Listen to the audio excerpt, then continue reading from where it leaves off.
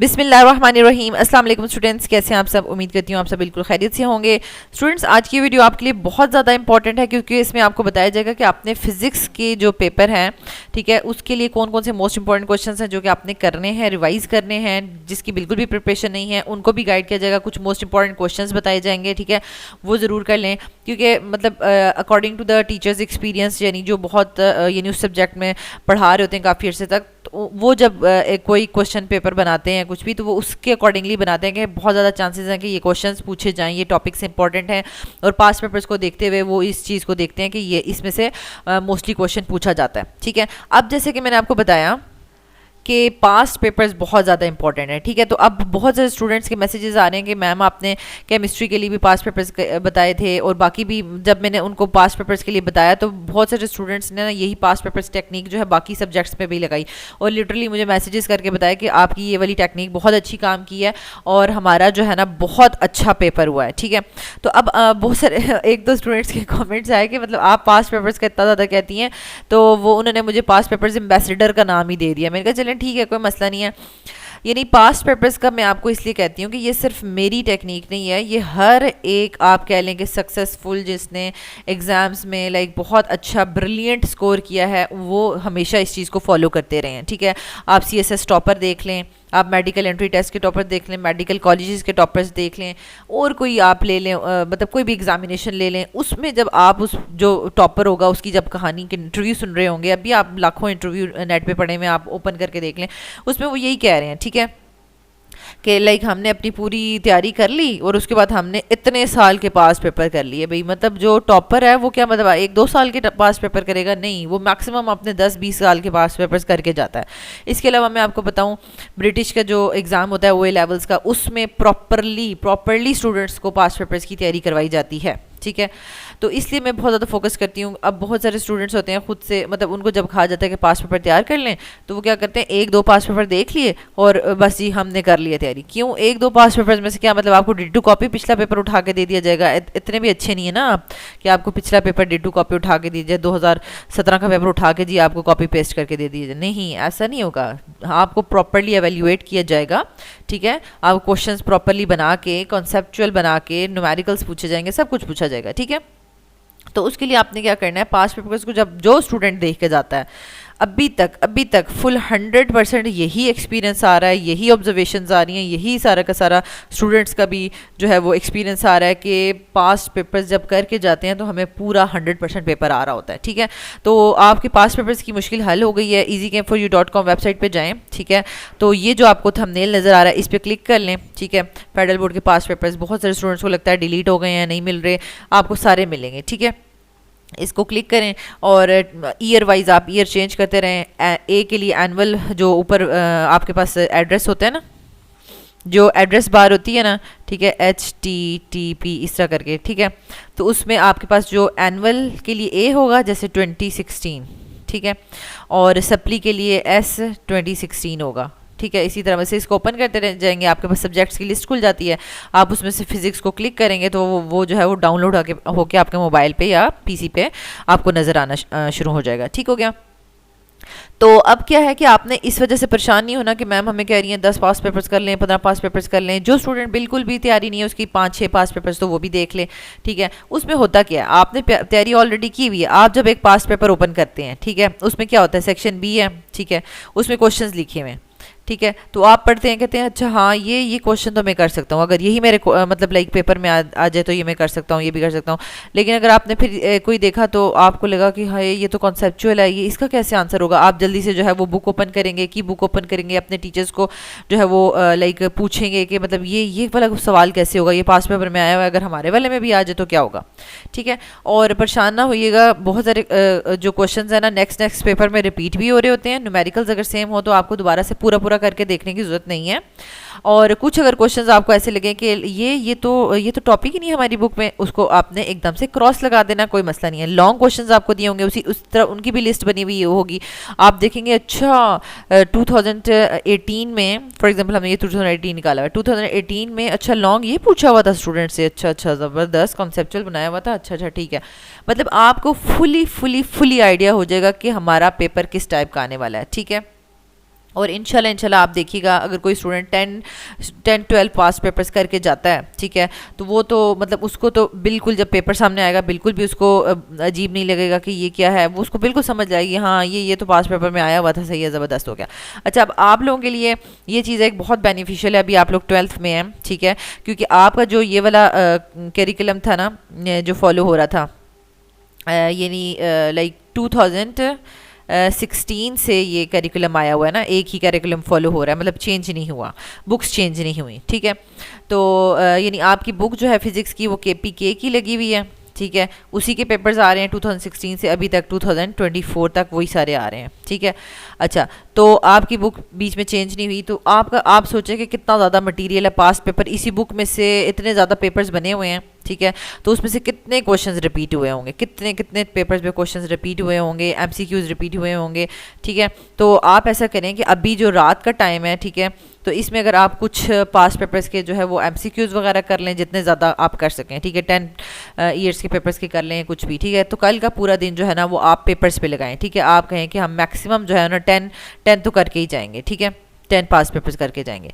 अच्छा, अब लास्ट में आ जाते हैं। अब देखें ये बहुत ज़्यादा आप कह लें कि अथेंटिक है पास पेपर्स वाला, क्योंकि अगर आप डिफरेंट जो एजुकेशन के या डिफरेंट इदारों के, मतलब आप कह लें कि जैसे कि मैंने 2 वीडियोस में पहले भी पास पेपर्स के ऊपर काफ़ी डिटेल में बात की हुई है, उनका लिंक डिस्क्रिप्शन में दिया हुआ है, आप उसको भी देख लीजिएगा।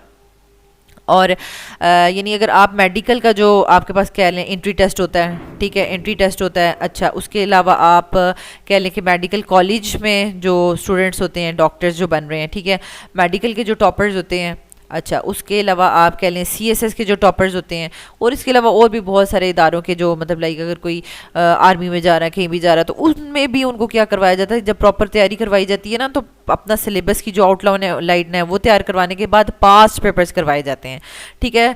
हंड्रेड्स ऑफ थाउजेंड्स आपके पास नेट पे जो है वो वीडियोस पड़ी हुई हैं टॉपर्स के इंटरव्यूज़ की, आप देखें उसमें वो यही कहते हैं, ठीक है, कि हमने क्या किया कि लाइक पूरी तैयारी करने के बाद हमने जी इतने साल के पास पेपर्स ना बहुत अच्छे से कर लिए, बहुत अच्छे से कर लिए। क्यों? क्योंकि जब वो पास पेपर्स करते हैं तो उनको ना एग्जामिनर जो होता है ना उसके माइंड का पता चलता है, अच्छा इस लेवल का भी सवाल पूछ सकता है, इस लेवल का भी सवाल पूछ सकता है, ओहो अच्छा अच्छा अच्छा, ठीक है, ज़बरदस्त, ठीक है।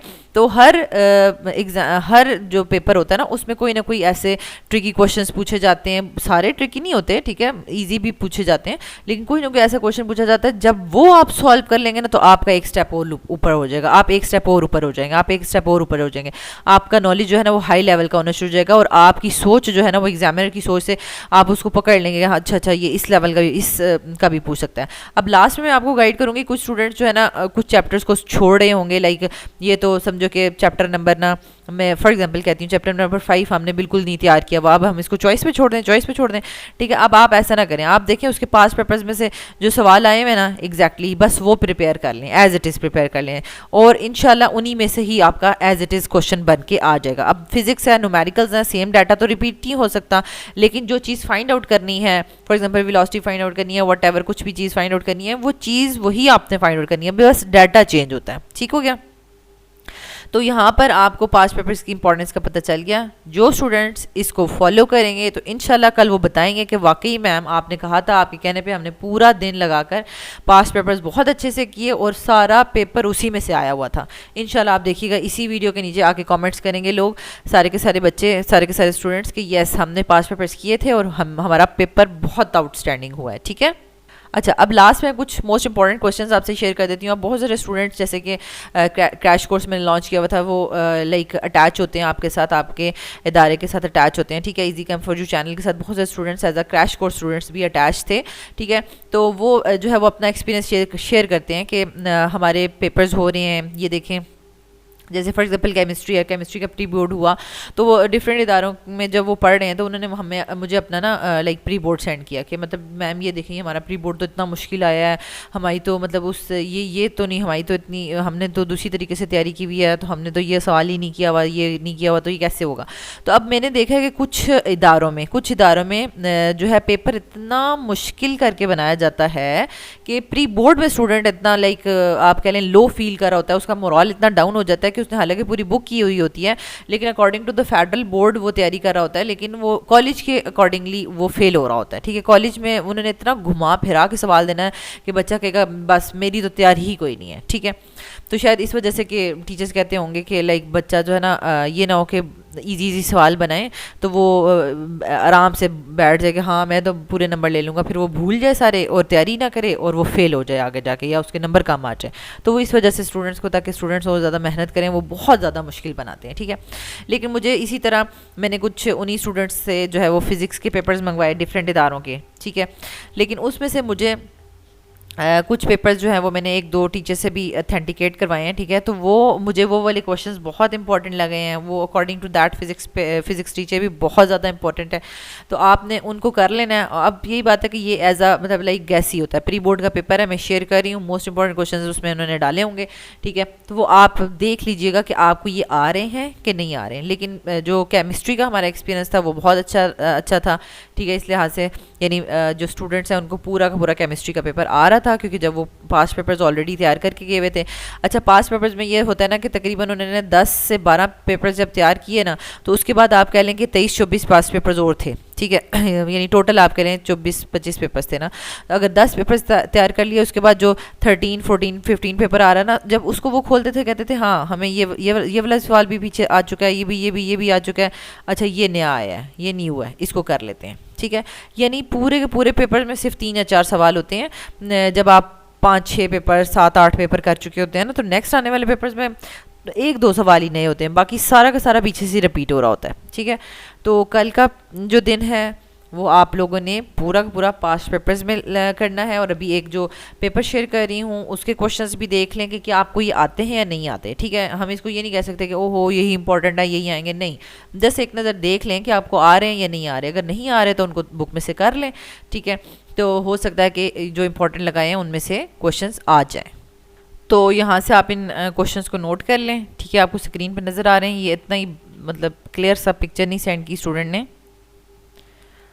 और ये देख लें, ये नेक्स्ट आपके पास है, और वाला भी आपके पास चॉइस होती है। और फार्मूलाज के लिए आपने फ़िक्र नहीं करनी, फार्मूला जो है वो आपको दिया जाता है।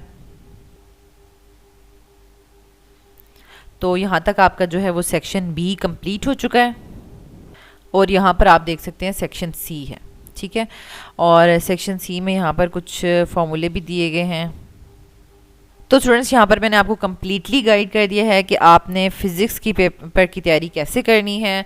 ठीक है, आपने इस वीडियो को आगे बाकी स्टूडेंट्स के साथ भी शेयर करना है ताकि वो भी पास्ट पेपर्स को डाउनलोड कर सकें, उनसे हेल्प ले सकें, क्योंकि ये आपके लिए बहुत ज़्यादा हेल्पफुल होने वाले हैं। ठीक है, ऑलरेडी आपके पास्ट पेपर्स में बहुत ज़्यादा मटीरियल पूछा जा चुका है और अब नए क्वेश्चन नहीं बन सकते। जस्ट वैल्यूज़ चेंज हो सकती हैं, लेकिन नए क्वेश्चन नहीं बन सकते। ठीक है स्टूडेंट्स, अगर ये वीडियो आपके लिए हेल्पफुल हुई है तो आप इसको लाइक कर दें, बाकी स्टूडेंट्स के साथ भी शेयर कर दें। अल्लाह ताला आपको बहुत आसानियाँ अता फरमाए और आसानियाँ तकसीम करने का शर्फ अता फरमाए। आमीन।